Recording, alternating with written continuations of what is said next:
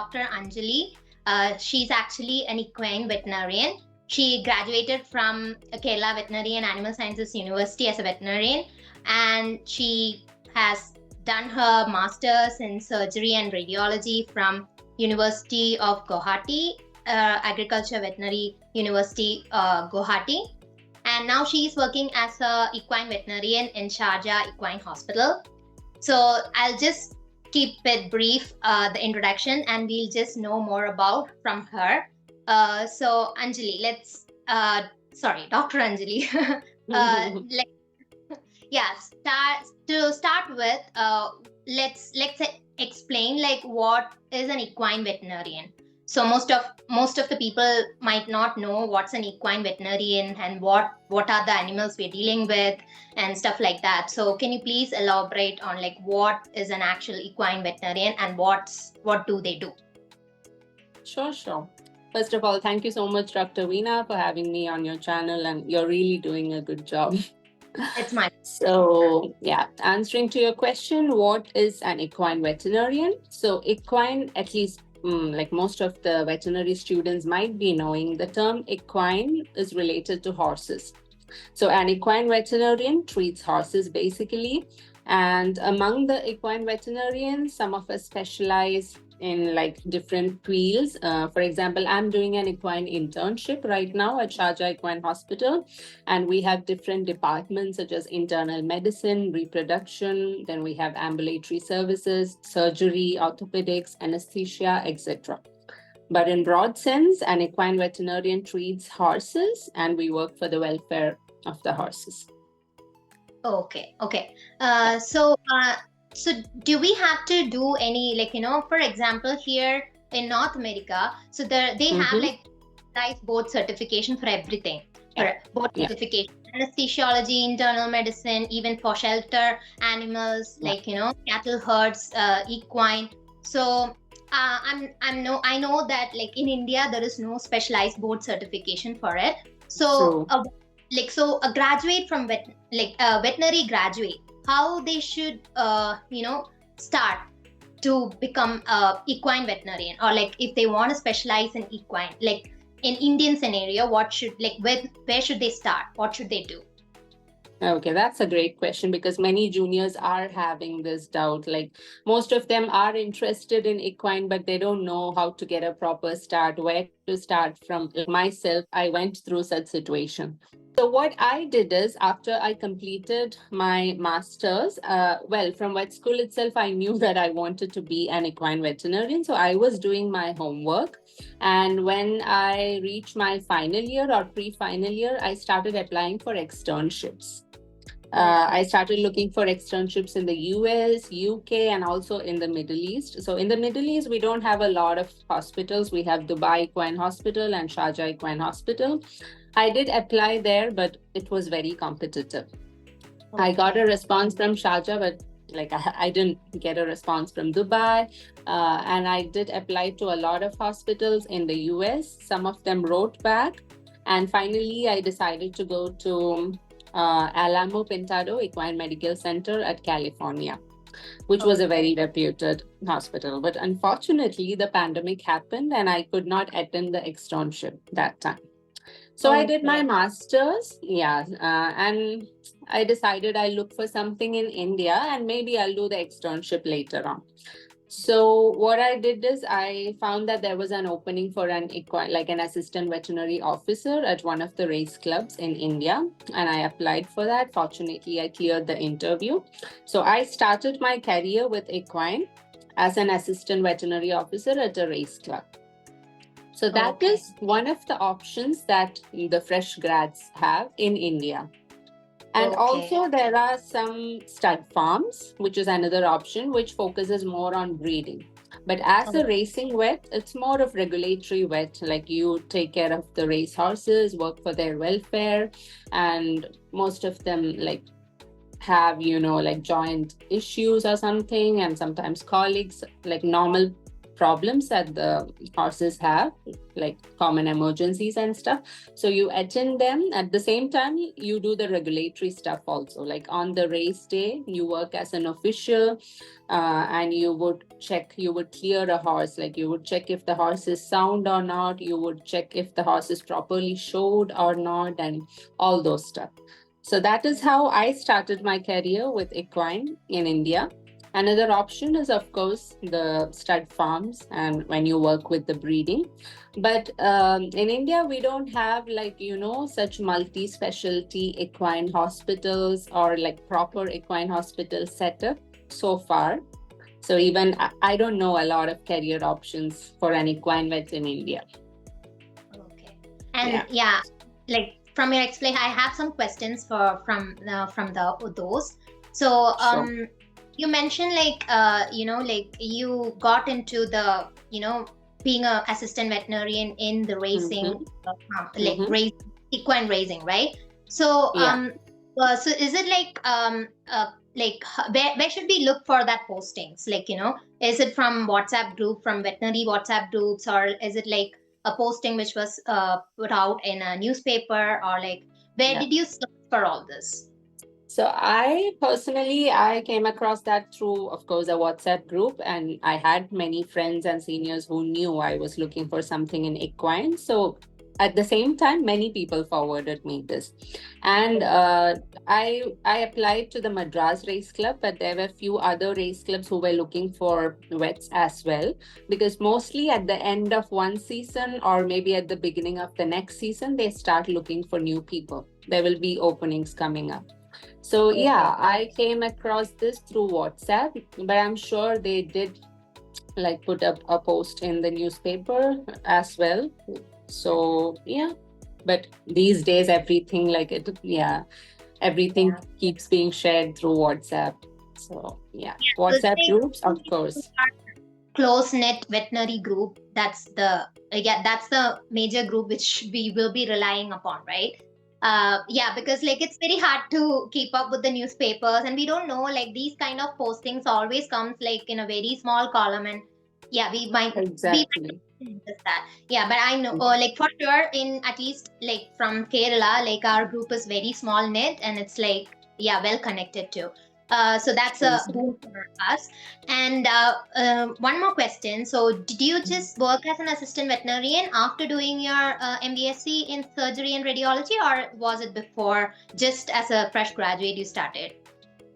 So I applied for this and I gave the interview when I was just, like almost finishing my master's. I was doing my thesis work and I was just left to give my seminar, the final seminar. So, yeah, but as soon as I finished my master's, I think I just got like 3 days or something. That's the only vacation that I had after my master's. So I immediately joined.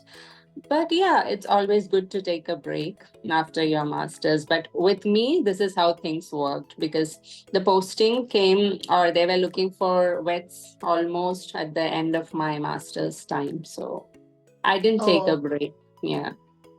do, you said like they actually like call for every year, right? So what it's like? What's the time? Like, what's the time of the year they just call for these postings?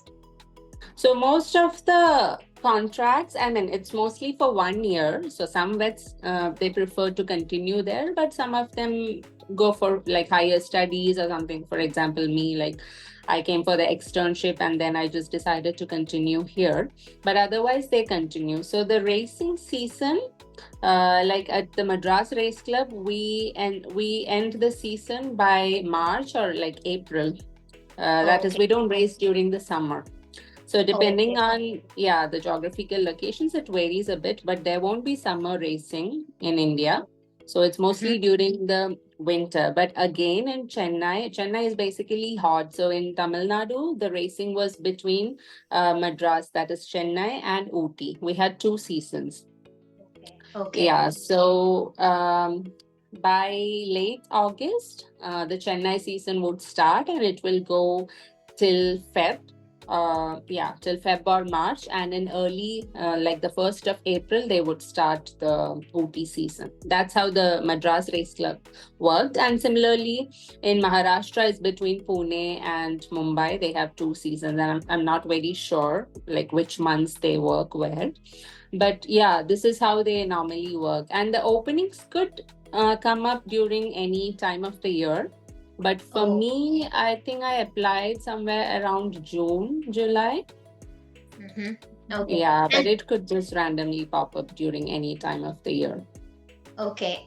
And do they have any preference for masters, like, or they do accept fresh graduates? During my time, they did have, like, they were looking for postgrads in surgery and medicine. Sometimes they specify, but it's easily a job which a fresh grad could do as well, to be very honest. But your experience in surgery could sometimes help. Like, I was working in the race course, so we had to do some routine surgical procedures. So me having a master's, like, it did help me sometimes. Like, yeah, I did get some opportunities to do some surgeries or at least assist in few surgeries, and also having a postgrad would be an advantage for sure. Okay. And Yeah. do you and I know from I know you, so I know from your LinkedIn profile too, that you have Yeah. training from World Veterinary Services. So did that help you a lot with with all, working with equine, or no? It did help me. So that course is a very basic level course, but I learned how to tube a horse and how to start doing the dental raspic and such basic, and a little bit of podiatry, how to deal with the hooves of horses and all. I learned from there. So for a fresh grad, or maybe vet students in the final year or something, that's going to be a really interesting course, because they will teach you from how to like handle a horse to the basic minimum procedures, routes of administration, and like even how to pick the leg of a horse. You know that in Kerala we don't have a lot of equine population, so many students don't know what to do when a horse comes to you. So for such people, it was definitely a good course. It's a short course, like say 7 days or something, but it did help me. Like Okay. So I learned the basics from there. yeah, the World Veterinary Service do provide like a sterilization camp too, right? Like for spaying and They did. castration, and Yeah, they yeah. have a straight 7 day course just for equine. Like I haven't I haven't done WVS, but Mm-hmm. for sure when I was trying to do something, and then Yeah. like wanted to, but at this point no. But yeah, so Yeah. I cross certain courses just for the equine, and Yeah. that too in Uti, or they do have one in Goa too, right? Both for the equine and the dogs, like sterilization of dogs and cats. So The dogs. dogs, yeah, the dog, I've done both the courses. So both I did in Ooty because it was like closer to my home. And Mhm. I think Ooty is like their base center, like their main center, like the headquarter kind of place. So I did it in Ooty, but I volunteered for like a sterilization program in Goa as well. So both places are equally good, but the equine currently they are working only at Ooty. Okay. Because the population of horses like donkeys, mules, and all are more in Ooty compared to Goa. So the equine course is currently being run only at Goa. Sorry, at Ooty. Yeah. And Yeah. if one wants to actually register for it, you can just do it like year around, right? It's just depending upon the availability of that course. Yes. Yes. The equine, I'm not very sure because they don't run the course all around the year. But the surgical course, yes, mostly throughout the year they have vacancies. And I think I did a 12-day course for the surgery one, and the equine was a 7-day, 5 to 7 day course. Yeah. Oh. And just we'll just finish off with our undergrad in Kerala, and then we'll move to what's there in UAE. So yeah, Mhm. I know you from our veterinary college, and I know you do horse riding, and Yeah. I think R&B, right? R&B NCC squadron. So and I was also an NCC. I was also in Yeah. NCC. I didn't do horse riding, but as you mentioned, you knew like you wanted to become an equine veterinarian. Is it from that R&B NCC squadron, like joining that, or was it like when you just started as a veterinarian, you already knew that, or is along the course you just figured out Yeah. like to? Absolutely. The riding helped me a lot to develop that passion. Like I'm a person who didn't have any kind of connection with horses till I reached the veterinary college. So I still remember the first day when I reached the college with my parents. You know that the riding school is right opposite to our ladies' hostel. So I saw a few students like riding the horses and stuff, and I was like, I'm definitely gonna try this. And then I understood that you need to enroll to the NCC to become, to learn riding. So I did that. I became a cadet and then I started riding since the first year. And I just fell in love with horses. So I had the love for that animal. And also I started loving the course as such, like more of the clinical stuff. I like the clinical medicine and the clinical part of veterinary more than the production side. So I started focusing on the clinical aspect. And by the time I reached the fourth year, when our clinical training starts, I decided that I have more, I realized that I have more inclination towards surgery. So I thought like maybe I should, focus on surgery and orthopedics and go in that line, but with horses. So the riding helped me to develop a passion for horses, and like I don't ride anymore. I'm not competing or anything, but I still have that horsemanship within me. And did you ever participated in the horse riding like parade, that Yes. happened? You did one medal Yeah, or I something? did twice. Like in both 2017 and 18, I went for the Republic Day camp. And yeah, I competed and I have few medals as well in That's both the nice. years. Yeah. Yeah, and I don't think like so many people know about remote veterinary NCC, and that's only a Yeah. very I think like all over India there is only five or so, right? Not very many. So in Kerala, we have just the one Kerala Mountain Veterinary Squadron at Manuti. But not all the states in India have, but some of the states, like the entire Northeast, comes under one quadrant. One squadron, which is at Assam. And luckily, I did my master's there. And you won't believe, like the same horse I rode for my parade at Delhi was from Assam. So I felt like I went there to meet him, and I didn't ride him a lot. His name is Amar. So it was like a coincidence. So the entire Northeast has just one squadron, which is at Assam. And then I think Tamil Nadu has one, then Madhya Pradesh, Maharashtra, probably more than five. But yeah, not many are aware of that. Sorry? So each state will have at least like one. Each state or at least one region will have one. Yeah, like Punjab and I think Punjab and Haryana have their separate ones. Rajasthan is having one. But some states like Karnataka, Goa, they don't have an NCC units. So some states don't have, some states have. And that is the best way and, the inexpensive way to learn riding, because we didn't have to spend a penny. Everything was free. Right. Yeah, otherwise equestrian sports is very expensive. Yeah, that's true. Yeah. Actually, like, and also I remember like only like the NCC, I think forestry people and veterinarian were allowed to do the remote veterinary NCC, that horse riding thing, right? So it's so unfortunate for all the other students out there who couldn't ride. But yeah, that's a fact. So if you love riding, you can actually join as a veterinarian or like join horse. Do Yeah, it. that's true. So That's it's true. a hard way, but yeah, that's the only way. Yeah, that's right. After your masters, you actually started your assistant veterinarian Officer job. Yeah.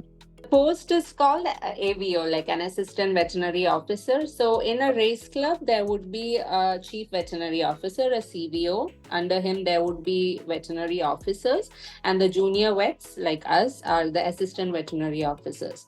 So yeah, what we do basically is, as I told you, we do treat horses, we do their routine dental raspings and deworming and all those routine like procedures. Apart from that, we treat the sick horses, but mainly on the race day our duty is like to clear the horses before the races to verify they are sound, and like maybe we'll just trot them and see if they are lame or not, if they have proper shoes or not.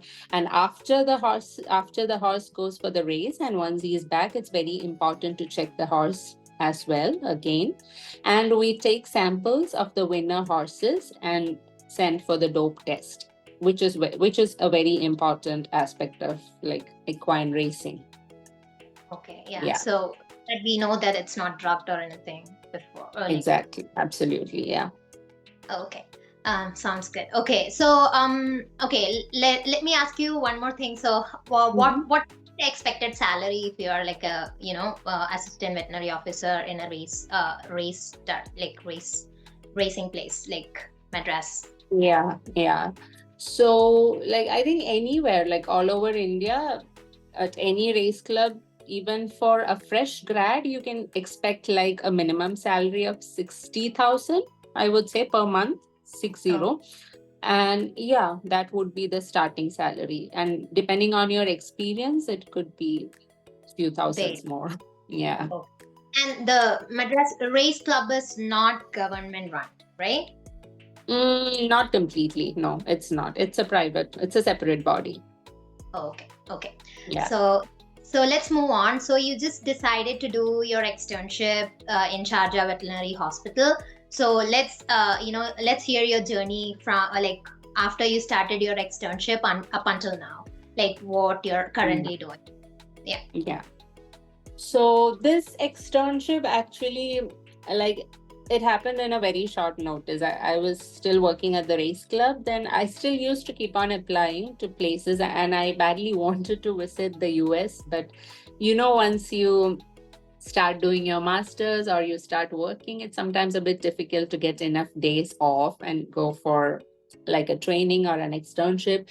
So I was struggling to find a good time to visit, but then this came up and I thought, well, it's UA, it's not like really far from home, so maybe I'll just visit and come back. So also I did know a senior vet who works here like from before, so he helped me like to get the time slot and everything, and I visited and I did my 1 month externship here, which was like really satisfying, and I learned a lot, and the practice was entirely different from India.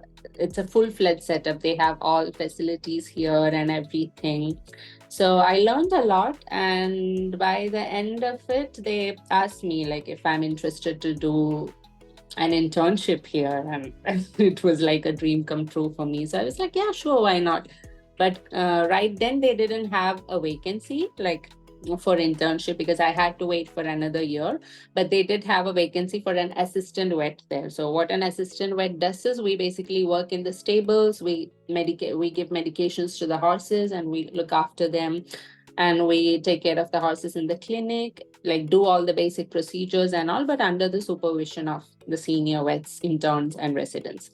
So I thought, well, that's a good learning opportunity for me, so I thought I would stay at Sharjah Equine Hospital. So I did my assistantship, and then when my time came, I started the internship. Okay. That's how it happened. Yeah. So for when you mentioned externship, so and you also mentioned you got admitted into Alabama College, right? Like, yeah, Alabama. Yeah, it's a hospital, like it's a private hospital in California. So how do you find like an externship, and also do you have to pay for an externship? Yeah, that's a very valid question, because a lot of students, they sometimes contact me asking about externships and about like if it's charged, like if they charge you or not. So at Sharjah, I just had to do my ticket because the externship didn't have any fee. At the same time, they won't pay you as well, because some hospitals, they have like a stipend. For example, Alamo Pintado, the California one, when I applied, they were going to give me like a stipend per week. But I don't know about a lot of hospitals. At Sharjah, you don't have to pay them, but you just need to pay your travel expenses. They do give you accommodation, like it's a fully equipped, like fully furnished room, and they have an attached kitchen and all the facilities, laundry and stuff. So it was not very expensive. I had to bear my ticket charges, but otherwise I didn't have any expense. And with the US one, well, I did my visa procedures and everything. So you have to bear all those charges, the travel charges as well. But the accommodation, they were willing to provide me also. And I forgot to mention that I did travel to the US, but I went to Kentucky and I did an externship at the Rood and Riddle Equine Hospital. But I did it as a vet. I was not a student there. So for students and vets, they have different policies. If you visit as a veterinarian, it comes under a visiting veterinarian position. You won't be considered as an extern. So externs would be provided all the housing and other facilities. But if you are like a graduate, then you will have to bear the accommodation expenses. But still, it was very worth doing. And so what about the licensing then? Like as a foreign, I know like we are not graduated from an accredited veterinary college. So for a non-accredited veterinary college, how do the licensing process work? Are we allowed to do the veterinary practice there? Like was it like a state license you had to take before going there? Please enlighten me about all those. Like, are you asking about the US one or the UAE one? US. Well, US, I just went there for 2 weeks. So, like, I didn't have to meet the license requirements or anything. I just went there, like, as a trainee, as a visiting veterinarian. So, any student or they don't have such requirements. Anyone can visit. You just need to apply with your CV. Some equine experience is preferred, but I think most of the students from the universities in the States, different parts of the United States, visit there year around. So they didn't have such requirements. But if you have to do an internship, I mean, you must be knowing it better. Like if you have to do an internship or a residency, then definitely you need to clear your BCSE first, then NAVLE. Yeah, and then each state has their own licensing requirements. Yeah, some of the US states doesn't even require NAVLE. They just need their state licensing for doing and residency. Yeah. But I think even Kentucky, there are some hospitals where, but there are not many Indian students. Like I don't know a single person, so I don't know how it would be for Indian students. But there were few who just had to do the state licensing procedure, but they didn't have to give NAVLE. Like how you get into a university there. Yeah. So one more thing. So about the visiting veterinarian. So if you are a visiting veterinarian, so you will be just watching. You won't be doing any procedures or anything. That's what you meant. Yeah, more or less. Sometimes like, well, if there is a surgery, they might not let you scrub in like and actively participate in the surgery, but you can watch the surgery. Like you can enter the OR, you can wear the scrubs and like without breaking sterility, you can do whatever you want. And I was more interested in the orthopedics, so I used to go with the ambulatory veterinarians and see and Kentucky is a very beautiful place, so I did have a lot of fun there. I did see some repro stuff, some dental works, and the podiatry, the hoof, the shoeing, and all those stuff. They have, I think, one of the biggest departments maybe all over the world is there. They have a really big, and also Haggard. There is another very popular hospital, Haggard Equine Hospital in Kentucky as well. It's literally the heaven of horses. It's a very beautiful state. So let's just visit Kentucky. Yeah. Okay, so coming to UAE, so you just did your internship, and I know now you have the license from UAE to practice as a veterinarian there, right? So what is the minimum requirement to get the license in UAE. So, and also like I know it's entirely different from North America because you don't need an thing to practice as a veterinarian there, but you get into a hospital and you eventually get the license. I know that's the Yeah, basic, but I just want you to exactly. explain like more like what's the actual procedure or getting it the license from UAE. Sure, sure. So, like in our facility, well, in all hospitals, there is a requirement that more than 50% of the staff should be licensed. Like you should be having license. At the same time, for interns, like I'm an intern right now, and we do have residents as well. After the internship, some of us continue as the residents. So for us, the licensing procedure, it's not very mandatory. But if you have the license, it's an advantage because we go out, we go for like ambulatory and we treat horses as well. So it's good that you have the license so that you have the freedom to practice. And otherwise you might need, one of your seniors always to be present with you and stuff. And otherwise, like the country demands for 5 years of experience to get a license as a senior veterinarian. And any person who is having less than 5 years of experience would get assistant veterinarian license. So for us, because Sharjah, from anywhere, any country. Anywhere. Yeah, from anywhere. Like after graduation, 5 years of experience. That's the minimum to become a veterinarian. But preferably if you have, it varies, sometimes depending on some universities. Luckily, ours is an accredited university in UAE. So my licensing procedure did not take a lot of time. We have a lot of Indian vets in UAE. So mine did not take a lot of time, but my hospital, it's like half under the government. So it's directly under the Sharjah Sheikh. So it was not very difficult for me to get the licensing procedure done. But otherwise, this is the requirement. You need at least 5 years of experience if you want to apply as a senior veterinarian. But anyone who has less than 5 years can go for the assistant veterinarian license. Okay, and then you work your way to the other, senior veterinary surgeon position. Exactly. And do you have to write an exam? I did not have to. No, I didn't have to. But earlier there was an exam, but now I know some of my friends who have the assistant veterinarian license as well, but none of us had to give the exam. But you have to, if like our degree is in English, otherwise you need to get it converted. For example, there are many Latin American, like South American vets here. Some of them had to convert their degree into English. That's the first requirement. Or else, for the local students, it's going to be Arabic. So once you complete that, you need to send it to the Ministry of Foreign Affairs, and they will verify that. They'll send it to your university. It needs to get verified from there.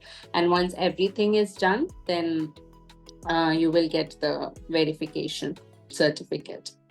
So it's that simple as that. Just apply. Not always, but for Indian students, because I think, that's who you are focusing more. Like for the Indian students, it's comparatively easier. Okay. So those from the graduates from other parts of the world whose your degree is not in English, the entire transcript and the degree is not in English, they have to translate. And you have to pay amount to submit your license, or it did have I did have to spend around like in dirhams, I had to spend around 4,000, more or less 4,000, 5,000 dirhams I had to spend. So it is expensive, but it's worth doing because you have all the freedoms to practice. So and you have to actually keep the licensing, then you have to pay every year, or once 2 years or 5 years, or it's just one stage? Every year it needs to be renewed, but the final step the employer would do. Like my employer did it, the hospital did it for me. The final step, once you have the recognition, like the degree recognition certificate, the final step where you apply for the license was done through the employer. So it also depends, as I said, like ours is a half government body. So it was slightly easier for us.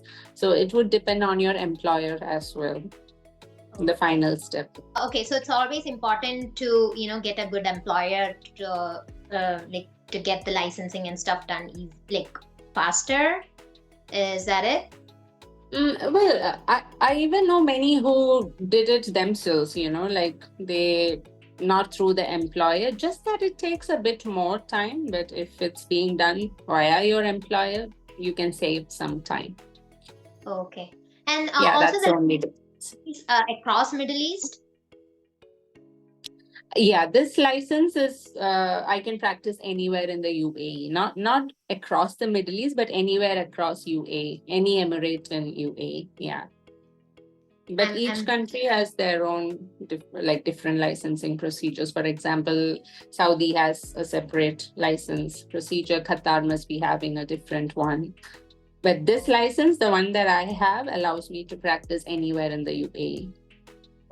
I don't know the geography very well, but yeah. So Yeah, there so are 7 emirates like Dubai, Sharjah, yeah, yeah. Abu Dhabi, etc. Yeah. Oh yeah. So the major cities we know, but we actually don't know the name of that. Like Dubai is not it's a city. It's not a country, right? So whenever we think think as if like Dubai is a country. So it's I technically not. know it's the Not. center of the world. So when I tell people I work in Sharjah, they don't actually know where Sharjah is. But then when I say for convenience, I say Dubai because of Okay. course Sharjah is just 20 minutes away from Dubai, but they are separate emirates. Sharjah is one, Dubai is one, Abu Dhabi is another one. It's like the And capital. right. Qatar is another country. Saudi Arabia is another country. Oman is another country. Well, I personally didn't know all these till I moved here. But yeah, but UAE is a big country where there are 7 different emirates. Like how we have different states in India, they have emirates here. Yeah. So actually, Dubai is a part of UAE and it's a different Emirates. Exactly. Yeah. Dubai is the most popular and the most fanciest emirate in UAE. Yeah. We have I think most of the people might have heard like Sharjah, Dubai, everything, but it's not we don't know okay, UAE, Sharjah, Dubai all comes under UAE or we have at some point heard but the geographically where it is and true. how it's a country, is it a city? That's where we confused with, I guess. Yeah, I had the same doubts. Yeah, so it's good to know about all those. And coming to one more thing, maybe this will be the final. So it's when it comes to equine, there is farriers, right? So farrier. So can you please explain a little bit about what's farriery and what are the opportunities for those who are looking into farriery? As a Yeah. So farriers are very important. Vets can't work without farriers, and there is no horse without a hoof. So hoof care is very important when it comes to equine industry. So farriers are people who basically take care of the hooves. They do the routine trimming. Like the hoofs of a horse needs to be trimmed once in 6 weeks. You should not let the hoof grow very much longer. Both the toe and the heel should be maintained in the accurate proportion and everything. So farriers are the ones who do that. They are not veterinarians. So in the US and UK, there are separate courses like farriery courses. Unfortunately, in India, I'm not sure if we have any certified courses, but there are people who train people for farriery. Even when we went to Ooty, there were some really good farriers there, but they are more skilled. I'm not sure if they have done any courses or anything, but they are just skilled farriers. So otherwise here see that there was a farrier who actually showed us about the hoof trimming and stuff in our NCC R&B. Yeah. So I actually would really like to know their career path. I don't know whether there is minimum requirement to be a farrier, or is it when you get into the army you're getting trained and then just be a farrier. Yeah, have you seen a farrier in a horse, racing club, or who takes care of? Well, yeah, I'll come to that. But answering the first part of your question, in RVC, they do have postings. Like they do have a post for a farrier, then there should be a vet nurse. Like each unit must have. So they are trained by the army. They are Oh, trained farriers, they are trained vet nurses. But in the race course, well, we did not have like race course farriers. We had only race course vets, but there are different trainers. So how a race course works is, for example, one race course might have 600, 700 horses. So these horses are stable, like they have different stable, and all horses come under different trainers. And the horses of different trainers compete against each other. oh, Again, okay.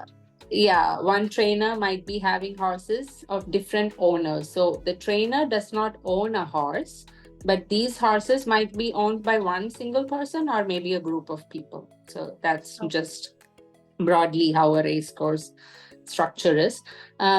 So some trainers had their own farriers, so they used to take care of the hooves of those horses. But others used to fly farriers from other places, or like farriers used to visit, and they used to, because in India there are very few, extremely trained farriers.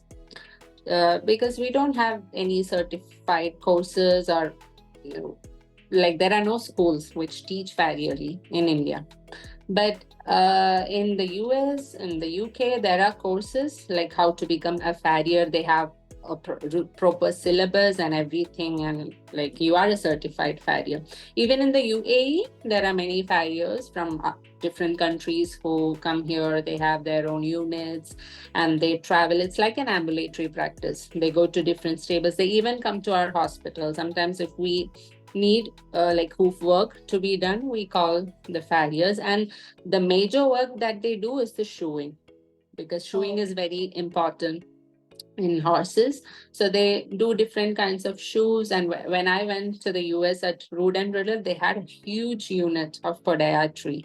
So podiatry is where the farriers as well as the vets, they had many vets also. And there were some vets who became farriers due to their passion for the hoof, because hoof is a very important structure. yeah. So yeah, in India, unfortunately, maybe there are, but I'm not aware of any course like how one can become a farrier. But in the other countries, there are So is courses. there a certified course in UAE for farriers? No, in UAE, no. Most of our farriers, like they travel, but they do shadow. Like sometimes many people from I know a few people from India who flew here, and they did a shadow practice under like many farriers and all, and they work as farriers. Probably they travel abroad to do some courses as well. So they work as full-fledged farriers. Sounds nice. Yeah. Okay. Um, maybe yeah. I said like this will be the final, but one more question.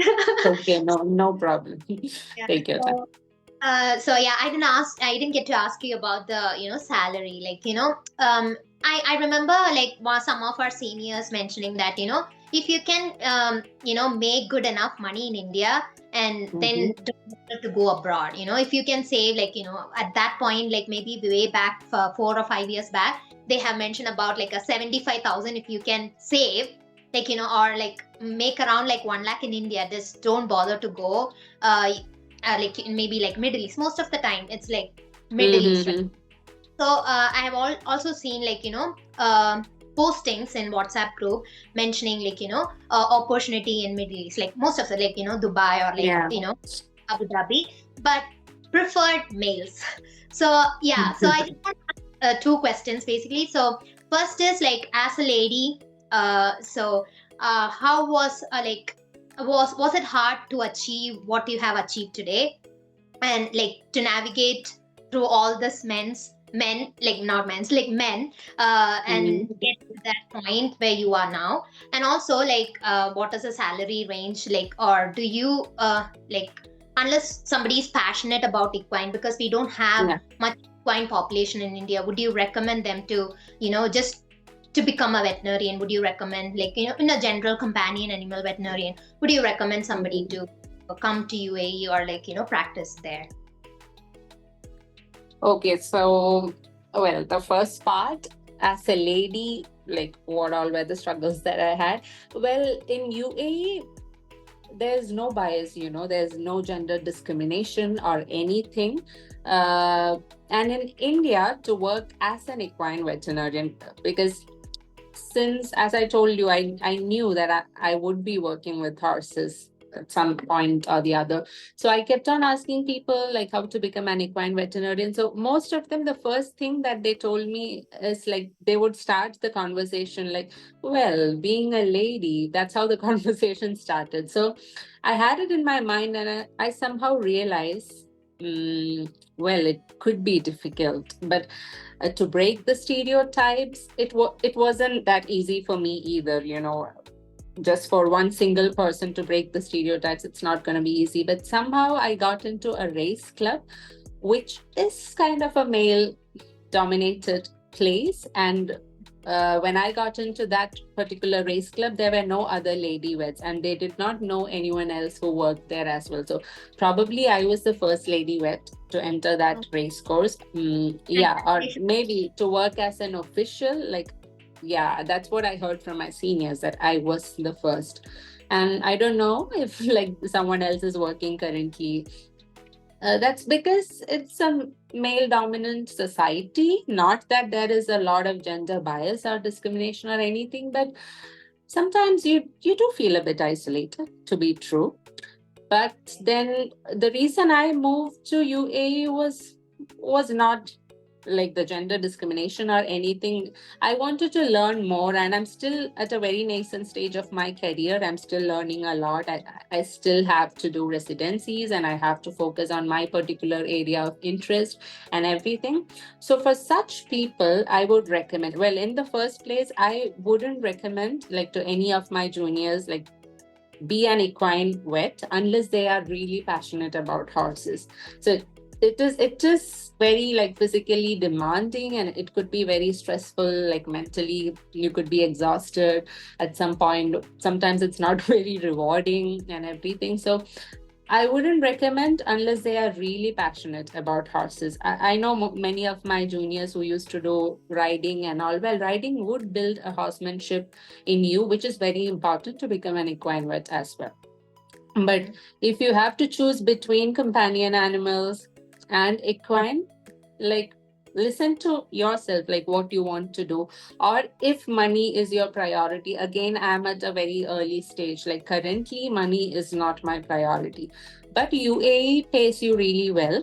Like I'm happy with what they're paying me, and like also they provide accommodation, they provide you car, you don't have to pay for the gas. So uh yeah, like you can live happily in UAE when you are an intern or a resident here. But otherwise, if you are focusing on money, or like if you want to get settled being an equine veterinarian, it's not a very easy path. Like you will have to invest a lot of your energy in the initial few years. Okay. If Okay. I've Yeah. answered it completely. Yeah, I think you have answered it. Yeah, and yeah, I'm not specifically like asking about the salary range. I think it just Mm-hmm. varies across the Middle East, It right? So, varies. It varies. Yeah. and also it depends upon your employer too and your experience, I would say. Yeah. Uh, Yeah. It varies, but there are these perks that for us, because it's half government as well. Like they provide you accommodation, and they'll give you a car, and even for your visa and everything, they will bear the charges. But it varies. Like different employers have different policies. okay. Yeah, so Yeah. thank you, Ranjali, for sharing all this with me, and also like good luck with your future. And yeah, Thank you hopefully I'll so much. see you at Equine where you are the first, equine. I wouldn't like. I just don't want to be like that person who says like, okay, lady kind of thing. Yeah, I just wanted to be as a veterinarian and veterinarian as a lady. So who can achieve more and just make break that stereotype and just come out. So yeah, thank you so much. Okay. Thank you so much for Thank you doing this. so much. It's my Okay, pleasure. My pleasure. I had a great time interacting with you. so Thank thank you. you so much.